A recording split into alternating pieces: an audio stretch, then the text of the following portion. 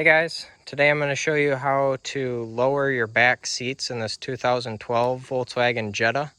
If this video is helpful, you smash that thumbs up button, comment below, really helps out a lot. We're going to come over here to the driver's side door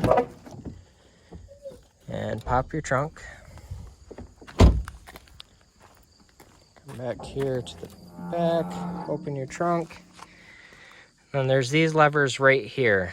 So this is going to be kind of hard to do with one hand running the camera, but I'm going to give it my best shot. So you need to pull on the lever, and the same time you're pulling on the lever, actually not the same time, then once you hear it click, you can push the seat down. So do it over here, hear the click, and push the seat down. And that's all there is to that. So if this video is helpful, can you hit that thumbs up button, comment below, really helps out a lot.